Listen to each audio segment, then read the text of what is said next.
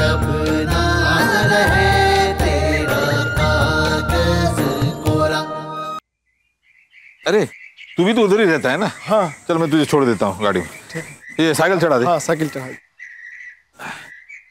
वही मदद कर उसको।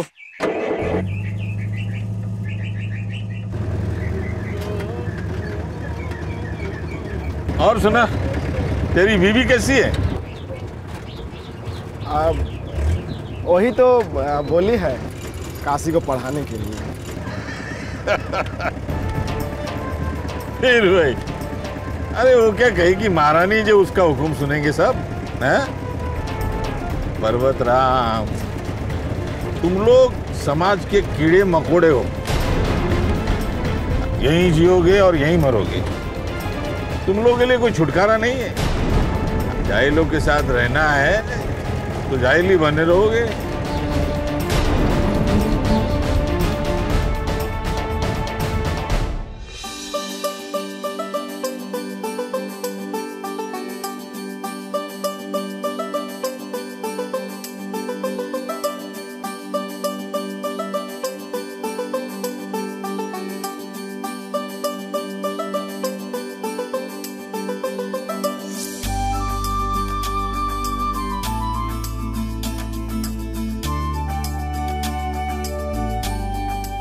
आदरणीय तहसीलदार श्रीमती उमा देवी जी, हमारे श्री जगन्नाथ ठाकुर सिंह जी और आप ढोलकीपुरा के सभी निवासी, हम आज एक सिनेमा देखने जा रहे हैं जो कि हमारे ही प्रदेश की माननीय मुख्यमंत्री सुश्री छाया देवी के जीवन पर है।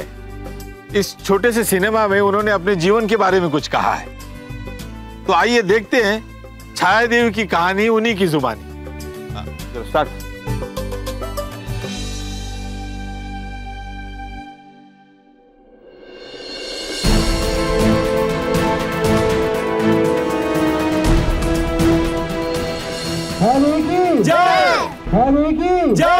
नमस्कार।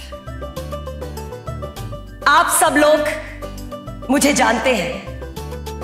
मैं आपके प्रदेश की मुख्यमंत्री छाया देवी हूं, लेकिन मैं हमेशा से मुख्यमंत्री नहीं थी। आज की छाया देवी और बचपन की छाया देवी में जमीन आसमान का अंतर है।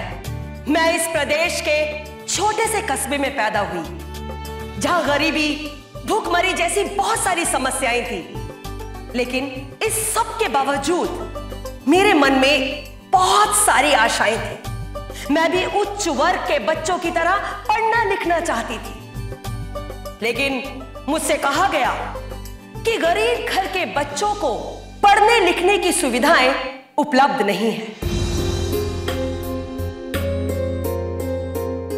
किसी ने हमारे कुएं को भी छूकर उसे अशुद्ध किया था ना, और अब अपने मुंह से देवी देवताओं की भाषा हमारे श्लोक बोलने चली थी।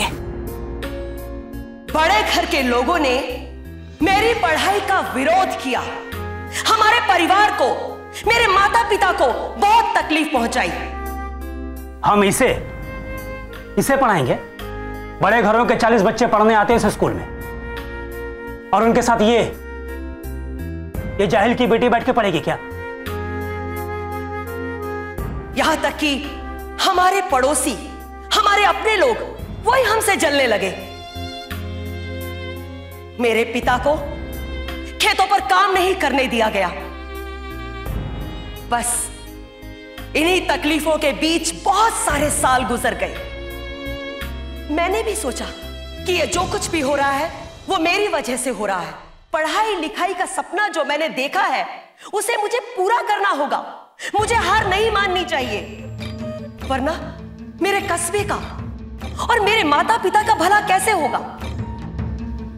उस रात मैं अपने परिवार को और अपने कस्बे को छोड़ करके भाग गई। मैंने भी बहुत मन लगाकर पढ़ाई की और बाद में मैं IAS ऑफिसर बनी और आज इस प्रदेश की मुख्यमंत्री हूं। मेरे माता पिता मेरे साथ रहते हैं।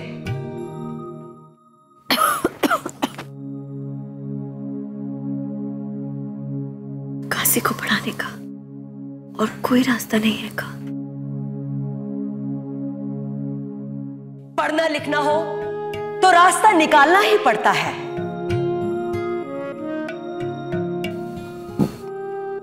बहुत मुश्किल है। मुश्किल है पर नामुमकिन नहीं। काशी का स्कूल में भर्ती करना बहुत मुश्किल है। जीवन का मतलब ही संघर्ष है और हम में से कुछ लोगों के लिए ये संघर्ष कुछ और भी ज्यादा है। पर हमें हिम्मत नहीं हारनी चाहिए। हमें अपने अधिकारों के लिए लड़ना होगा। मैंने भी बहुत सारी मुश्किलों का सामना किया। अपनी जिद से, मेहनत से, लगन से अपने सपनों को पूरा किया है मैंने। आप भी कर सकते हैं। पढ़ लिख कर दूसरों को प्रेरणा दे सकते हैं। पढ़ने लिखने की चाहत हो तो रास्ता भी निकालना पड़ता है। मुश्किल है पर नामुमकिन नहीं।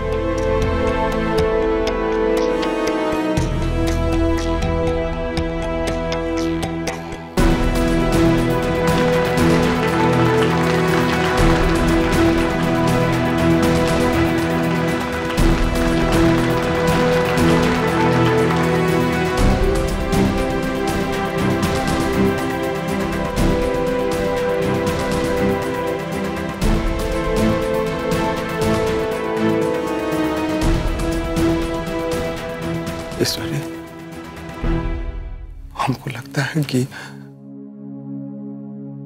हमको हार मानना पड़ेगा।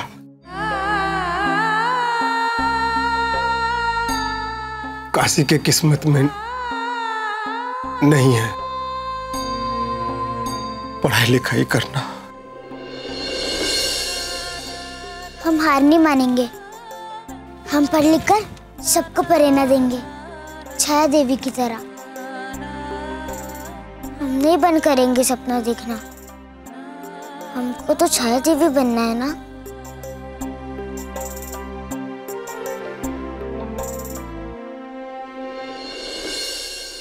आज जो सिनेमा दिखाए हैं बहुत एक कमाल का सिनेमा दिखाए। वही है जो हम लोगों के लिए आवाज उठाई है। हम तो कहते हैं कि वो देवी है। देवी है भैया। जानते हैं जी, हम तो कहते हैं कि एक काली माई एगो बार, बस एगो बार जो है ना वो छाया देवी को हम लोगन की बस्ती में भेज दो। बस हम जो है ना छाया देवी का चरण दूध से धुलाएंगे। हाँ, अरे इतना सदी में एक बार कोनो जन्म लेता है और फिर हम लोगों का सौभाग्य है कि छाया देवी जैसी देवी हम लोगन की नेता बनी है। क्यों, है कि नहीं? सच्ची बात। अरे वो अकेली काका कर लेगी। सरकार तो मदद करती है, पर हम ही लोग अगर फायदा नहीं उठाएंगे तो अकेली छाया देवी कुछ नहीं कर सकती है। कुछ नहीं।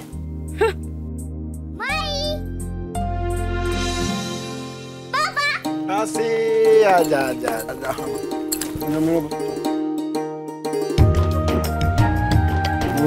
पापा, हम भी छाया देवी बनेंगे। हाँ, सब हमको सलामी देंगे। माई और बाबा को चादर उड़ाएंगे।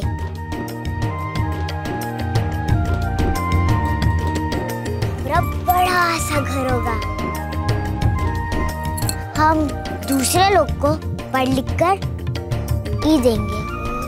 हाँ, प्रेरणा का देंगे।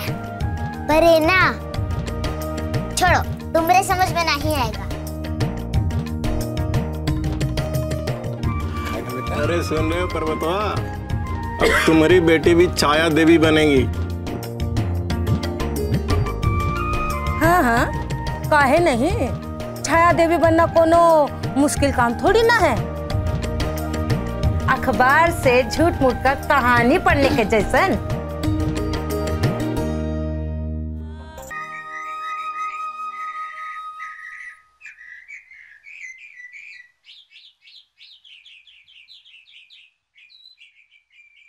काशी,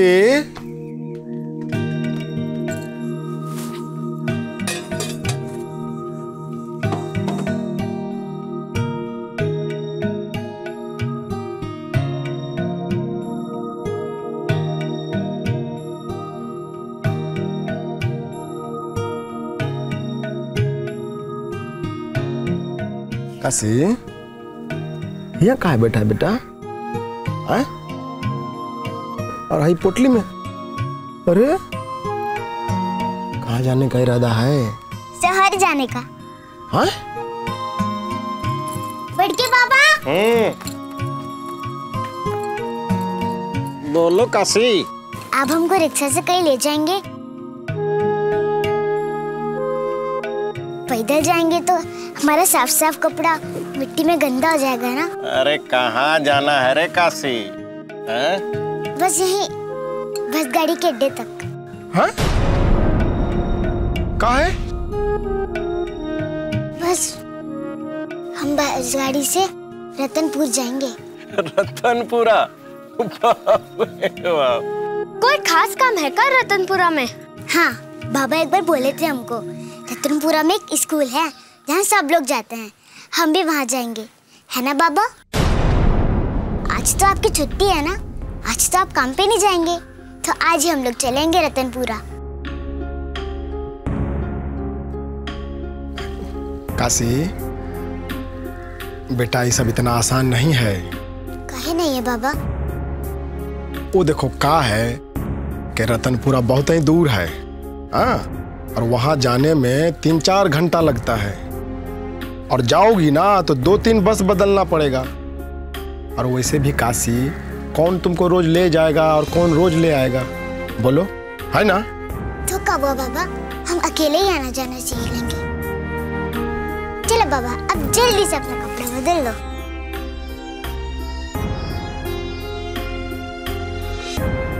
अरे ओ महारानी, एक बात बताओ, हैं ये तुम्हारा रोज रोज का आना जाना इमें जो रुपया पैसा खर्च होगा वो कौन देगा? लेकिन अरे लेकिन का लेकिन बोलो। हाँ?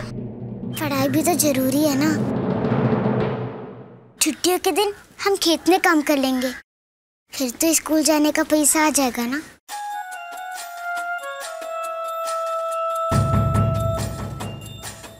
काशी बेटा अब हम तुमको पढ़ाएंगे। पर हमको तो स्कूल में पढ़ना है ना, दूसरे बच्चों के साथ। गांव में थोड़ी ना हमें कोई पढ़ने देगा, फिर तो दूसरे ही गांव जाना पड़ेगा ना।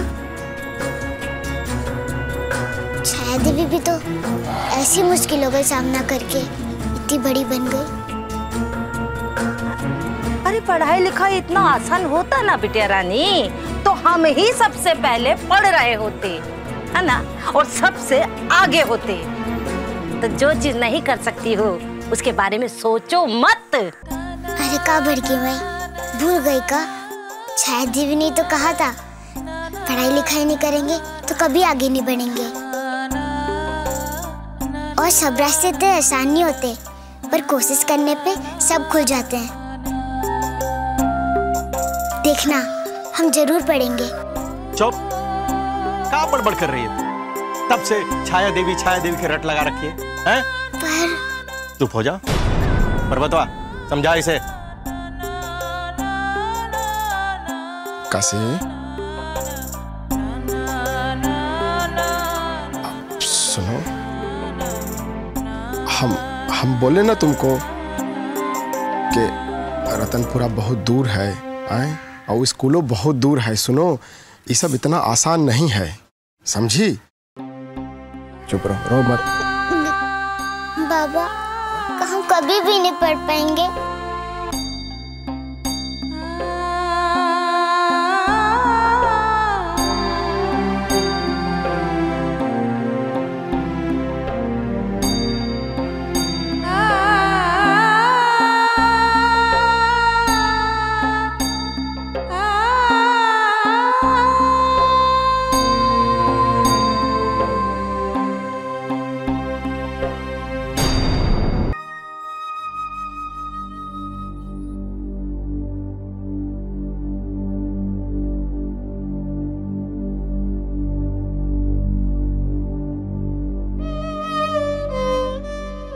कब हुआ?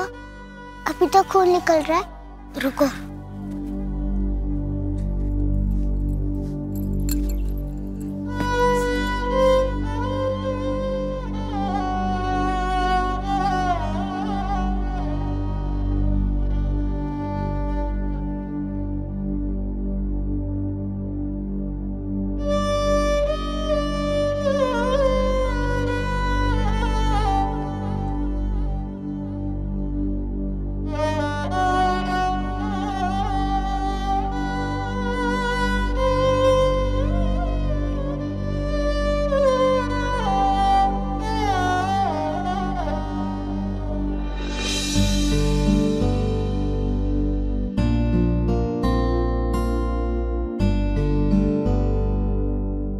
देख उस तरफ।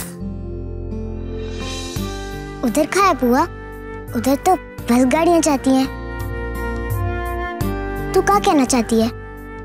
उन्होंने कहा था कि बस पे रुकना, वो आएंगे और फिर हम बस में बैठ के चले जाएंगे और हमेशा खुश रहेंगे। अगर नहीं गए तो यहाँ थोड़ी ना कोई खुश रहने देगा। खुश होने के लिए बस में बैठ के बहुत दूर जाना पड़ता है।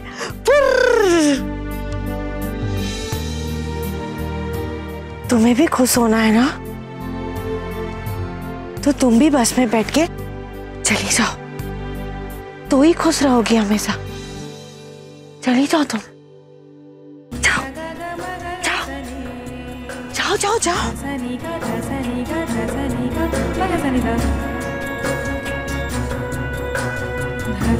ये तुम्हारा रोज रोज का आना जाना, इनमें जो रुपया पैसा खर्च होगा वो कौन देगा? उस रात मैं अपने परिवार को और अपने कस्बे को छोड़ करके भाग गई।